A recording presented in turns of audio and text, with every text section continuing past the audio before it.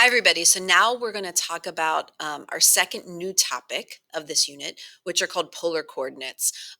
Just as a word of warning, or I guess, yeah, a word of warning, or several words of warning, these have nothing to do with parametric equations. So it's kind of just two different distinct topics that I'm kind of putting together because they don't really fit anywhere else. So just so you know that, polar is just completely different than parametric.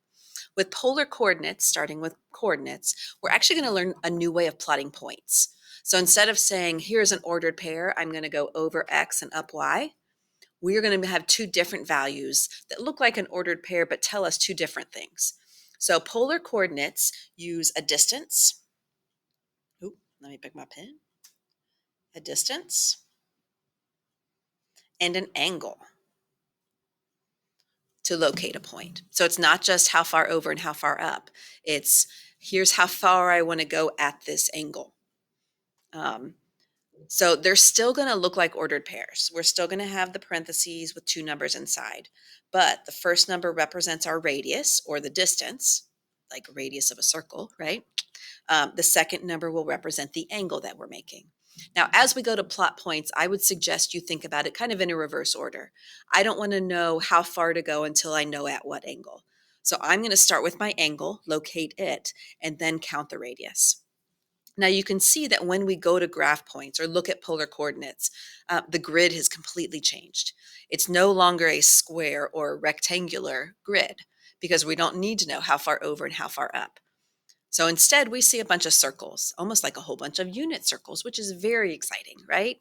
So we should be able to locate the angle that we want to use and then just count out the correct number of circles to find the radius. Now, I went ahead and marked some angles on my circles because there's so many lines, and this happens with polar grids. There's so many lines, sometimes it's hard to figure out what our angle is. So I went ahead and marked 0 and 90 and 180 and 270 just to help me out in finding the correct angle. So the first point I want to plot is at 245. So like I said, I'm going to start with my 45-degree angle, and then I'm going to count out 2. I'm going to make my grid a little bigger so I can, ooh, that's bigger. It's like acting a little, oh, that's why. It's acting a little funny. Okay, so 45-degree angle. I'm just zooming in on that top half. So in counting these, going from 0 to 90, it looks like each of these different angles is marking 10 degrees. So 10, 20, 30, 40, 50. I'm just going to say, hey, okay, so there's my 40. 40, 50. So I know my 45-degree obviously would be in between those two. And then I wanted a radius of 2. Now be super careful on these and count carefully, which I know is a silly thing to say, but it happens every year that people just miscount. This small circle here, if it will mark, is our first circle with a radius of 1. It counts. Don't skip over it, right? We start at the center, which is called the pole, like the North Pole, right? So we start at the pole. We count out 1 circle, that's 1. I think I wanted a radius of 2, so I would count out to circle 2, and I would go halfway between 40 and 50, and I didn't give myself much room, but I'm thinking my point A is like right there, and I'm going to go ahead and label that point A. So it's 45 degrees up from 0, which is called the polar axis, because that's where we start now. 45 degrees up, and counting from the pole, I went out to. All right. What was our next point? Next point was 3 and 7 pi over 6. Hey, radians, that's awesome. They're not going to go away either. Now, I have marked all these in degrees. Hopefully, you guys still remember your radians, and we shouldn't have to remark them in radians. Remember, 7 pi over 6 is just pi over 6 into our third quadrant, or 30 degrees into our third quadrant, or we can say it's 210 degrees, right? So if I'm at 180 and I want to find 210. I'm going to go ahead and zoom in again so I can get there. So 190, 200, 210. Ooh, dang, I forgot to switch to a pen. So 210 would be that one right there. And then I forget what my radius was. I wish I remembered these things. 3. Okay. So I still have my 1 circle. So now I'm just going to count out 3. 1, 2, 3. And that would be point, if it'll let me, oh, that's why. There it is. So there's point B. All right, so that's how we're going to plot points. We locate the angle, we count out that number of circles. So I would like you to think about 4 and then negative 60 degrees and plot that. And then see what you think about a negative 2 with a 330, because that's a little different. How can we get a negative 2 as a radius when a radius is a distance? And how can we have a negative distance? So think about that and see if you can plot that point. All right, I'm going to jump ahead. I'm going to skip the next section. We'll do that tomorrow or in class. Scrolling. Let's talk about some conversions, because it is sometimes nice to know what is this point in terms of x and y, or the reverse. If I have x and y, what is it in terms of your angle and your radius? The good thing is we already know these conversions. So I want you to think about this. If I have, if I have something in polar, I'm going to erase that. So I have an r and a theta. I know the radius, I know the angle. I want to convert it to x and y. I want to change to how far over and how far up. Consider this. If I have plotted the point and I know the radius and I know the theta, can't we use SOHCAHTOA, some trig, to help us find the x and the y? Right? So if I'm just trying to find x and I have r and I have theta, x is my adjacent side. I've got an angle, I've got my hypotenuse. So using adjacent and hypotenuse would be a cosine. And it shouldn't surprise you that x involves cosine, because x is always cosine, right? So what I'm going to do is say, first off, that the cosine of my angle would be the adjacent over hypotenuse, x over r. But since I want to find x, I'm solving for x, I would just multiply the r to both sides times r. And therefore, I can get the conversion of x equals r times cos theta. So really what we're doing here is we're taking the cosine of theta, which we know on the unit circle is the x value.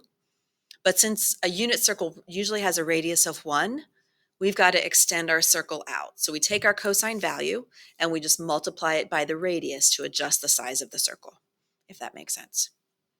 So if x equals r cosine theta, we could go through this again with the y. I'm hoping, though, that you can think and say, wait, if x is r cos, then y would be the similar idea, but I would use sine instead. So x is r cos, y is r sine. But again, it's just right triangle trig or unit circle trig, and we're multiplying by the radius to make a bigger circle. So that's all that is. All right, now let's do the reverse. So now I want to go from rectangular, which again is x and y, and I want to, and I want to convert it to polar. I want to know what r and theta are. So thinking about this right triangle again, this time I know x and y. There it is. I've gone over x, I've gone up y. I want to know the radius. Well, isn't the radius just the hypotenuse? So we can just use Pythagorean theorem to find the hypotenuse of that triangle, right? So we can say x squared plus y squared equals r squared. There's an r there that didn't show up first. X squared plus y squared equals r squared. So r, or the hypotenuse, or the distance, would be the square root of x squared plus y squared. Okay, Pythagorean theorem. What about theta? So if I have x and y, can we now find theta? Now remember, we also can find r, so we could use r if we wanted to. I just want to find theta by using what I've been given, which is x and y. So again, thinking right triangle. In terms of theta, I have the opposite and the adjacent. So opposite and adjacent, or I have the y and the x, and we all know what y over x is, right? Y over x is tan. So how about we say that the tan of theta is y over x, right? Whether we're using opposite over adjacent in terms of SOHCAHTOA, or whether we're thinking unit circle, y over x is tan. And then but remember, our goal is to solve for theta. So if I'm solving for theta, I'm just going to do an inverse tan. So theta equals inverse tan of y over x. And so really, these are all the conversions we need. And again, they're just based on right triangle trig or unit circle trig, however you best think about it. It's just a conversion between what we know, what parts of the triangle we know, what parts of the triangle we're trying to find. So let's just pick out a couple little things and then we'll finish up the rest in class. I'm just going to maybe pick one of these. Convert to Actually, no. Let's just do these in class. Okay, let's go to polar equations because another form of writing an equation is now, let me say this, an equation is going to look different. We're not going to have x and y in it anymore. When we go to talk about polar equations, it's going to have an r and a theta. Typically just r, although we'll see here one, or we'll see one here that has a theta in it. I think I'm going to save that one. So when we go to polar equations, we're going to have r equals, and actually I have got my calculator up here. If I want to graph a polar equation on the calculator, again, I'm just going to go to mode. Remember how we changed it to parametric? Do you see that next to parametric it says polar, right? So if I want to graph something in polar mode, I just go to polar, and I'm in polar mode. And now when you go to y equals, it doesn't say y equals anymore, it says r equals because I'm in polar mode. And last thing, which I'm so excited about, what happens when you hit your variable button? If you hit that button next to your alpha that typically represents your variable's theta. So that again adjusts with whatever mode you're in. Polar mode, it's theta. Parametric mode, it's t. Rectangular mode, it's x. The last button there is n. I think that's like sequential mode, which I played with a little bit, but not enough to know anything about it. So anyway, polar mode, you can graph on your calculator, or polar equations, you can. Okay, so let's go back here. We're going to convert this to rectangular. Now, actually, I'm going to do that. Let's go ahead and graph that. If I say r equals 3, and I go to graph that, well, it didn't go very far. Well, why wouldn't it have gone very far? Let's check our window. When you go to your window, you have another new value, another new variable in there because the variable is changed to theta. So theta, my theta min is 0. My theta max is 6.28. Now, I'm okay with 6.28. Can you think of why it's 6.28? 6.28 is 2 pi-ish, right? So this is basically saying 0 to 2 pi, which is great, except if you look at my calculator, I'm in degree mode. So my calculator wants to work in radians, but I'm forcing it into degrees. So I'm going to go back to my mode and switch it back to radians. Okay, so now my window makes sense because I'm in radian mode. Now when I hit graph, look at that. Do you see what's graphed? Looks like an ellipse, doesn't it? Remember ellipses? Like, I think you are doing a little practice with the ellipses in Delta Math, right? If you haven't done them, this is why. Now, this is not an ellipse. Look at the radius of each side. It's going 3 right, 3 left. It's also going 3 up and 3 down. This is actually a circle. And do you know why it looks like a circle? Or I'm sorry, why it doesn't look like a circle? Because what shape is the screen of your calculator? It's a rectangle. So it's taking our graph, our XY graph, and stretching it out to make it a circle or to make it a rectangle shape. So it's distorting our circle. What I want to do, I don't know if you guys have ever seen this. If you go to zoom and then option number 5 is zoom square, that will adjust your screen so it actually is proportional so that the X and Y values are the same. The intervals are the same. So now it looks like a circle. Okay, so anyway, long story short, r equals 3 is a circle. Now, how can we show that rectangular in a conversion in an equation form? So this is just going back to what we know about r. We just said that r is the hypotenuse of our triangle. It's the Pythagorean theorem, right? So r is the square root of x squared plus y squared. So all I'm doing is making that substitution. R is the hypotenuse. And now the r is gone. It's in terms of x and y. And then I would just suggest you clean this up a little bit. I don't like leaving a square root of x squared plus y squared. So I'm going to square both sides of my equation. So squaring that square root gives me x squared plus y squared. Squared. And then, of course, I've got to square the 3 also. So x squared plus y squared equals 9. So there's the equation of a circle with a radius of 3. Now, does that make sense when you look at r equals 3?